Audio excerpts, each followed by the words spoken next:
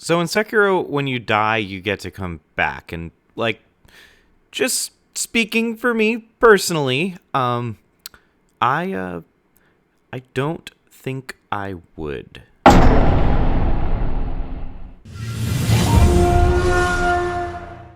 Sekiro Shadows Die Twice marked 10 years of Soulsborne games, from Demon Souls to Bloodborne, and developer FromSoft decided to shake things up a bit with this one, diverting drastically from a largely unchanged formula and moving from a Western setting to one in Japan.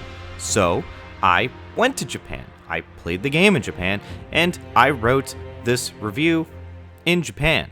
And I played it all on a Steam Deck. Basically, this review is going to be pretty unique compared to the sea of Sekiro reviews out there, with a lot of footage from Japan. Additionally, I played this game entirely on the Steam Deck, and there will be a dedicated section to the Steam Deck in this video, so use that timeline to hop around down below and check out some of my other FromSoft reviews. I've got a good fair bit at this point. Subscribe if you like these travel reviews and or my Soulsborne reviews, and I heard your complaint about the Bloodborne DLC, guys. Don't worry, it will probably be coming at one point. So, let's get into our review of Nioh, I meant Ghost of Tsushima, Sekiro, Shadows Die Twice. You're that ninja.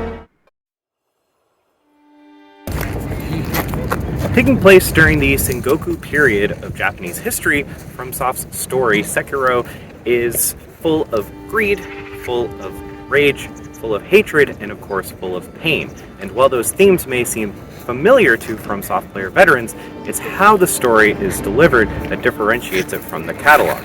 For the first time, basically ever, FromSoft is delivering the story largely through cutscenes and interactions with NPCs. Of course, you can still read item descriptions to your heart's content, but how well does this first swing at this new storytelling work, and how did it affect me? The Sengoku period lasted from the mid-1400s to the early 1600s and was a brutal period of Japan's history, consisting of constant civil war due to a power vacuum, and was kicked off by the collapse of the feudal system in Japan.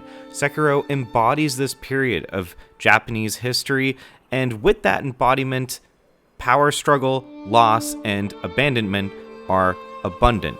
Without going into spoilers, Sekiro is the shinobi of a divine heir, the last of his clan who harbors the gift of resurrection, of course, at a cost. And this power is frequently contended, and Sekiro undergoes several moments of development and loss throughout his lifetime, which the game explores. Loss of family, loss of loyalty, loss of limb. Despite all this loss, Sekiro also faces impossible odds in rescuing and protecting the divine heir. But being true to Sekiro's mission will result in death. He is essentially one man against an army. So yeah, death is, of course, inevitable, and the more Sekiro dies, the more a sickness spreads among the people. Moreover, Sekiro accomplishing his initial mission of rescuing the divine heir comes at the cost of opening the area up to attack, resulting in even more death and even more damage. So, basically, what I'm trying to say is this game is a fucking bummer, but that fits really well with the setting of the game. Antagonists and threats are constantly changing, there's frequent fighting, and there's a lot of personal suffering, which also works pretty damn well for a FromSoft game, if we're going to be honest, especially this FromSoft game. Sekiro demands you to play this game on its own terms. This is not a role-playing game like most Soulsborne games. You are going to use that katana and you are going to master its mechanics, and you, like Sekiro, are going to have to overcome some personal challenge. The Japanese subtitle of this game is actually "We Will Endure," is roughly how it translates to, and not "Shadows Die Twice." And you're going to need to endure to overcome this challenge. Sometimes you're going to be tempted to take the easy way out, which the game does offer you to do in the form of a quote-unquote bad ending. But of course, the game will challenge you to conquer it on its own terms, and you will succeed in conquering the game. And in life, sometimes something terrible might happen, and it feels like you may as well have lost your arm. Sometimes in life, you're betrayed, Sometimes in life, you need to keep getting back up to get the job done. And the ultimate goal of the story in Sekiro is to end the cycle of immortality, to stop the violence born of greed. And yeah, sometimes good things just need to come to an end. Like an era of stability in Japan, which ushered in turbulence to ultimately make room for something a little better. And patience, perseverance, and focus are not just taught through the story, but they are also reflected in the actual game that you play. So Sekiro marries its narrative and themes so well into the game that you play, and it was, frankly, something I needed to experience. Maybe I went to Japan because I lost my arm, and maybe Sekiro helped ground myself in a way only a handful of other games could.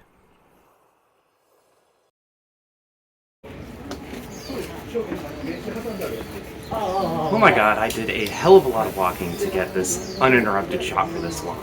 Anyways, one of the most divisive pieces of Sekiro is its huge departure from traditional FromSoft gameplay. Now, they've done this before with something like Bloodborne, but this marks an even greater departure from the status quo. So how does it work out? Sekiro's combat is probably my favorite third-person action combat in any game I've ever played. It's transparent, there are multiple win conditions, and the intuitive mix of defense and offense makes each victory feel earned. Previous Soulsborne games largely play out somewhat similarly. A stamina bar governs your ability to run, block, become intangible via rolling, and perform various attacks. And the dance the player does with the game is largely performing correct actions with the stamina available to minimize rolling and blocking and best maximize attacking. Of course, this is a bit of an oversimplification, but most other aspects of the combat steer away from the fight at hand and expand into the role-playing aspects of these games. Different weapon types allowing for ranged combat, magic meters, complementing stamina, choosing which stats to invest in. These decisions the player makes affects the upcoming fight. But moment-to-moment combat is stamina management and consumable management when distilled. Sekiro surprisingly throws the stamina bar out the window. The sun the combat revolved around disappeared, and the player is freed of the restrictive shackles. At a glance, it may seem like that would completely break the game, and I also thought the same. I love 3D Zelda combat, but it isn't there to be challenging in the way a FromSoft game is. You can largely just swing with reckless abandon, so how does Sekiro make it work? For that, we need to explore the win conditions. In Sekiro, you can defeat an enemy by draining their health bar, getting a sneak strike, or more interesting, by breaking their posture. And these win conditions can be mixed and matched. You can get a sneak strike on a boss to eliminate one of their health bars. You can then whittle away at their health bar to make their posture meter grow faster and shrink slower. And you can impact their posture both offensively and defensively. Hitting a blocking enemy will impact their posture, and that makes sense. But what's interesting is where your defense comes into play. You can also impact an enemy's posture in two other ways. Normally, blocking an enemy's attack will hurt your posture, but perfect timing of the block button when the attack lands will hurt the enemy's posture. And if the player sees a kanji symbol above the enemy, then they're about to do one of three attacks, each with a rock, paper, scissors way to overcome and further stack posture.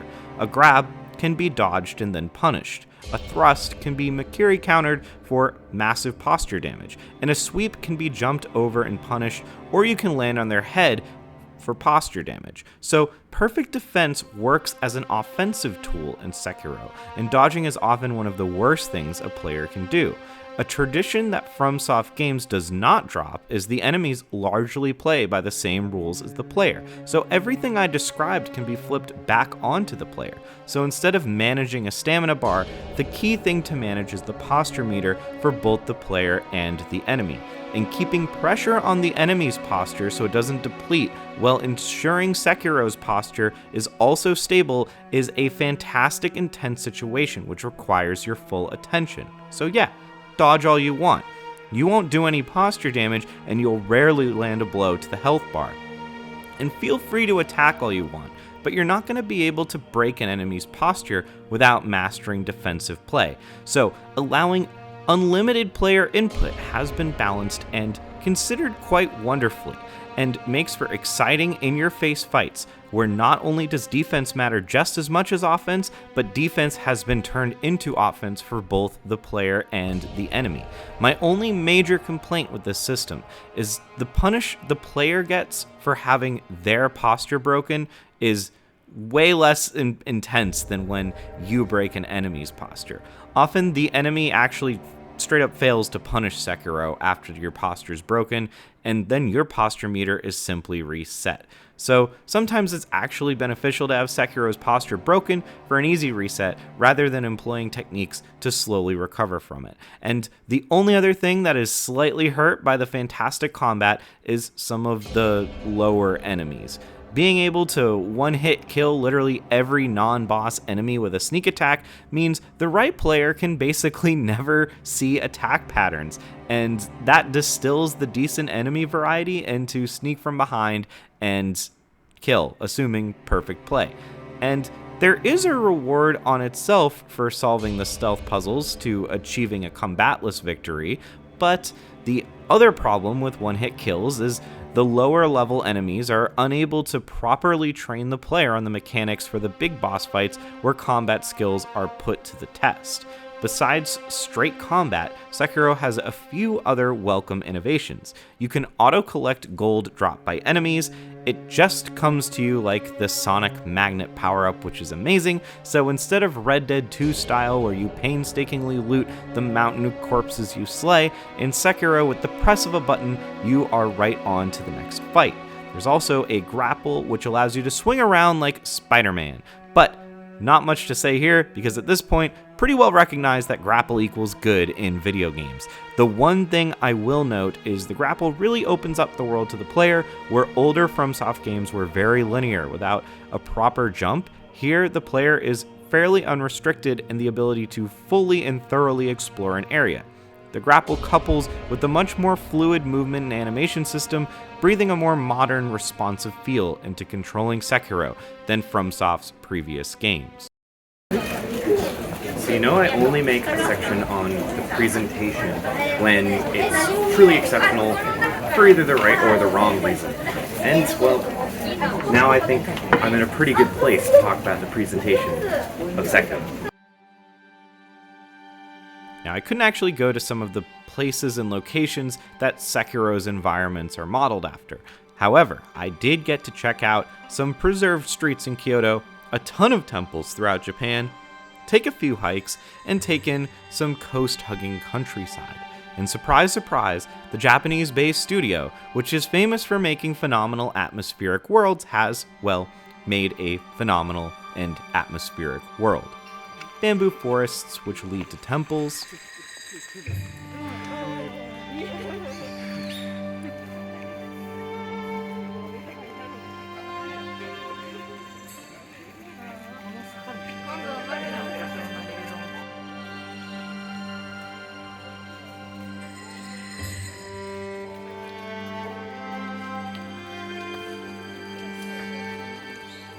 and, well, all the other temples and shrines.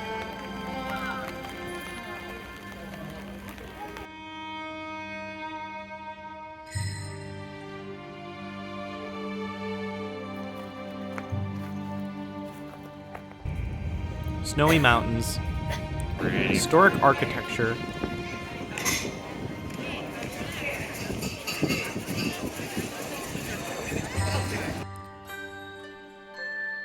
and even things I couldn't quite verify, like weapons and costumes, I'm sure are considerate to the history that they borrow. Sekiro successfully transports you not just to Japan, but to an older, more ancient Japan. And as far as my American ass can tell, they did a bang-up job. The art on display to create this historically inspired fantasy world is a fever dream of samurai battles and horrific aberrations, and the world which it's created at the end of the day is a believable one. The fiction melts into the historic so damn well.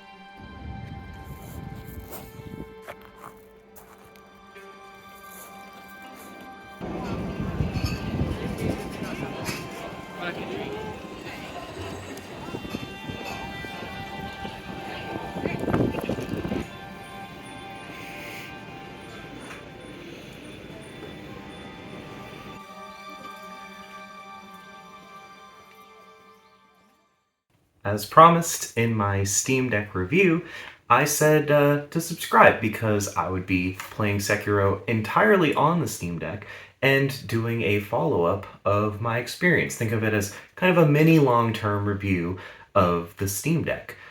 How did that pan out? Was the Steam Deck able to play Sekiro as intended? Were there any issues? How was the battery life? Do I have any complaints about the ergonomics after traveling and using it long term? And most importantly, was I able to effectively use it like I would my gaming laptop? And yes, I played Sekiro Shadows Die Twice entirely on the Steam Deck. And it is the first game I played from start to finish on the Steam Deck, exclusively on the Steam Deck, nothing else going on. But I have played lots of other games on the deck and gotten to spend more time with it since my Steam Deck review.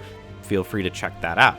Check out my Steam Deck review if you haven't for an idea of what it's like to do big time traveling with the deck. But this companion piece is going to talk about my long-term experience with the deck, besides using it as a travel companion. And I want to start with the bad first. Not because I don't like the Steam Deck, but because I want it to improve. It can be so much more, and hopefully it will get there one day. I also want to let people know of some things that I noticed that I didn't really necessarily notice as criticisms in a lot of the reviews. And the first off is recording gameplay. This is tied for the #1 feature that just simply needs to be added in my opinion. Especially as a content creator, setting up recording using third-party software, using the recording and getting the recordings off the deck was an absolute chore. And if you're wondering why I only have recordings from the first half of the game, it's because my recording randomly broke with a Steam Deck update, and I just couldn't be bothered to fix it while I was traveling and trying to finish the game. I have since tried to fix it several times, and everything I've found as alternatives either kind of fail frequently or they just fail after a couple weeks, like an update will break them. And just the fact that there's not a native recording feature in SteamOS is very disappointing. If the Nintendo Switch can do it along with literally every modern and last-gen console, to me, there's absolutely no excuse. Not to mention even Windows has built-in recording features at this point. And that might be niche to more content creator types, but if you know you need recordings for what you're going to do, if that's sharing those recordings with friends, doing something with YouTube, or whatever else, just know it's extremely hard to do on the deck, which is disappointing because the deck was meant to be kind of my travel review computer. The next thing, I think it's essential that there's better dock behavior for both the docks that work and better dock support in general. I've tried several docks which do not work at all, and I know Nintendo Switch also gets kind of weird with docks sometimes. But Valve always plugged this thing as a full-blown PC, and to me that means it should work with normal docks that work with normal PCs, or at least have very clear specifications of what docks you can expect to work. I really wanted to be able to use this thing as a proper computer when doing multi-week or multi-month trips. Maybe not to edit a video because I understand the limited software behind Linux, but being able to dock and play multiplayer games with friends would go a long way. And in the back of my mind, I wonder if there's a low incentive to develop dock support because the way they want you to go is to buy their $90 dock. Speaking of greed in the back of my mind, Windows support. Valve does let you put Windows on this thing, but the experience should be improved at least until anti-cheat is sorted out on the SteamOS side of things. There's so many games which you should be able to run, but you're locked out of because of anti-cheat. And I think if consumers want to, they should be able to play those games in Windows, but Valve seems kind of determined to make the experience pretty poor. The #1 issue with the Steam Deck in general is lack of multiplayer support due to anti-cheat, in my opinion. And the easiest workaround for both Valve and the consumer is to install Windows. It's easy for Valve because then they don't have to sort the anti-cheat, and it's easy for the consumer, assuming Valve made it easy, because then you know how to use Windows, you know how to make it work. But Valve making Windows so bad makes me think that they really want to keep you locked onto SteamOS. And in general, at the end of the day, there's always going to be a finite number of games that SteamOS simply can't play as the compatibility layer finds issues. And those are the three biggest disappointments I have with the deck currently: game recording, dock support, and anti-cheat / Windows support. The good news is technically this can all be improved or fixed, but of course don't buy something for the promise. Now on to the good, because I do really like the Steam Deck. I talked a lot about considering buying a gaming laptop before you buy the deck in my review, and this is largely to circumvent the three issues I listed above. However, something a laptop has no chance at beating is the way that you can contort yourself on the couch, in bed, and on the road to play this thing. Best case, you can have a laptop sitting on your lap or a table while you hold a controller and lounge, but I played Sekiro lying in bed, vibing on the couch, in buses in Japan, planes and trains in Japan. We don't need to dig too deep into this because I assume most of you have held a Switch at this point and kind of get the magic behind it. But being able to play AAA games lying in bed on your back is pretty tight. Now the battery sucks and you basically need internet either due to DRM for the games you want to play or offline mode being buggy. And it's a super big device, but if you're chilling at home, these issues need not apply. My next favorite bit about the deck is the emulation capabilities. EmuDeck was an absolute breeze to set up, and the quality of emulation you get across the system up to the Nintendo Switch in the portable package just can't be beaten. Once things are up and running, there's very little tinkering and an overall great experience. And the last thing I love about the deck is a bit of a love and a hate, and that's the performance. I love that this thing took me all the way through Sekiro, kinda hate that I needed to take such a hit to the quality. Playing AAA games requires noticeable sacrifices, and I thought the screen size would mask things, but unfortunately, things seem to still run a little rough at times. But they do run, so credit where it's due, and I'm hoping upscaling techniques like FSR 2.0 and deck-specific graphics settings will continue to improve at a steady pace while the deck matures. So the Steam Deck is great, but set your expectations. I think selling this thing as a full-blown PC can be a tad misleading. Check your expectations on what Linux is capable of, understand the inherent port limitations with a single USB port, and what the docking implications are. And, you know, if you really want a PC, maybe you should buy a PC, like a laptop PC. But if you just want to play games and you can roll up your sleeves a bit to dual boot Windows and run EmuDeck, the Steam Deck is a pretty ridiculous portable setup. So Sekiro is very impressive. Lots of cool things to talk about, from the setting to the cool gameplay, but how does it compare to FromSoft's latest game, Elden Ring? Now, you can't make a Sekiro video in 2022 without comparing it to Elden Ring. So this is going to be just like in my Bloodborne review. I want to compare and contrast the two a bit, especially considering Sekiro is the game right up before Elden Ring. So let's start with where I think Sekiro succeeds over Elden Ring. And I already alluded to gameplay in my gameplay section of the review, but the gameplay of Sekiro is tight, so fluid, and keeps you on the edge of your seat. Now, the trade-off is there's only one primary weapon in Sekiro, where Elden Ring affords you literally dozens. But I could see Sekiro's gameplay being adapted to scale with multiple weapons if FromSoft ever chose to do so, dealing different health, posture, or different attack speed.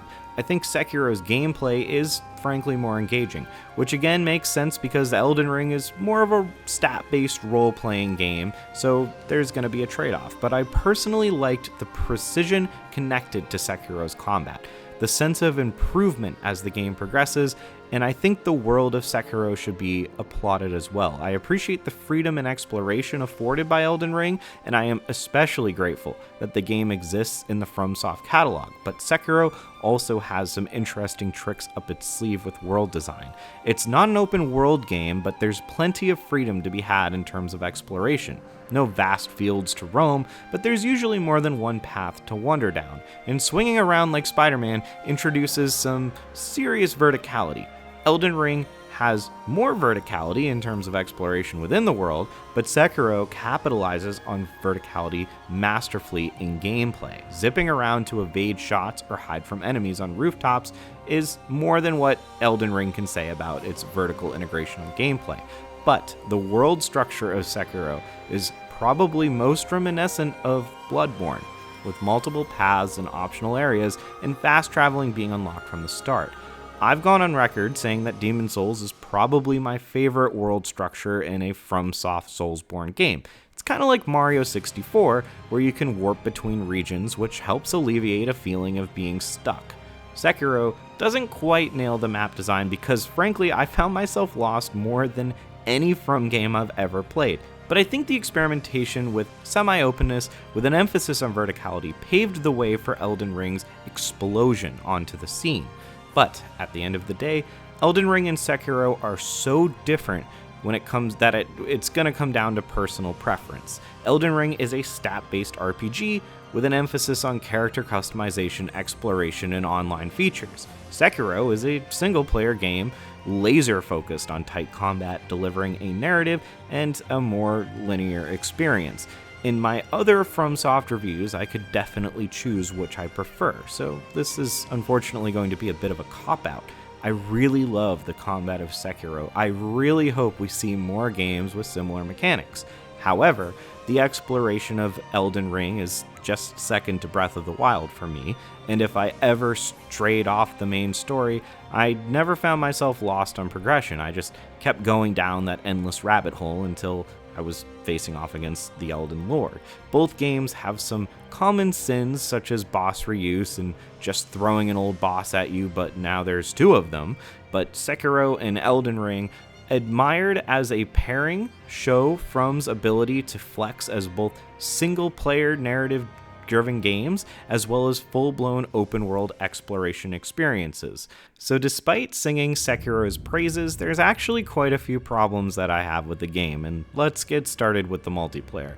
I mostly play From games for the single-player experience, but I frequently read the messages and look at the deaths of players during my single-player experience. I just was never terribly interested in PvP, which is a good thing because Sekiro's PvP is entirely absent.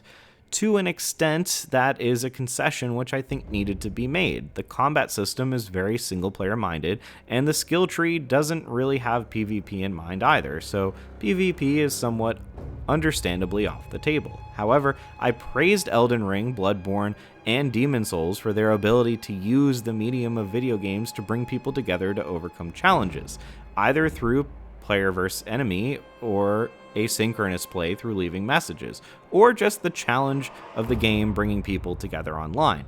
And that spark is seemingly absent from Sekiro. A combination of the lack of PvP, PvE, and anemic asynchronous features made this largely a solo journey. I found myself using friends, the internet, and the game features less than any game prior in my FromSoft experience, and I get the vibe that the sense of the community is more lacking in Sekiro than any other Soulsborne game.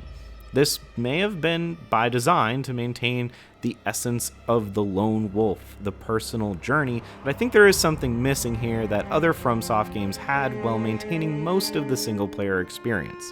Sekiro introduces a new concept with how it manages currency.